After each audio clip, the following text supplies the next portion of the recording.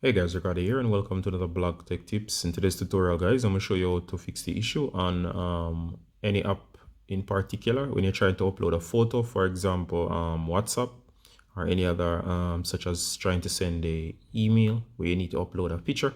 But of course you may go to WhatsApp. Once you try to browse to your gallery, you're not seeing all of the photos inside of the gallery, especially ones that you have just recently took, or of course ones that should be in your recent camera roll. You're not seeing them, you're only seeing a select set of pictures.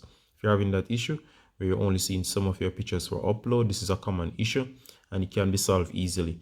Most times it's caused by permissions that's not allowed in WhatsApp, so I'm going to show you to fix the issue right away. So go to settings, you're going to go to apps, and you're going to search, let's say WhatsApp. If it's your email, search for your email provider. So if it's like Yahoo, go ahead and go to Yahoo. If it's WhatsApp, you're going to search for WhatsApp. Searching for WhatsApp now. So here's WhatsApp. You're going to go into WhatsApp.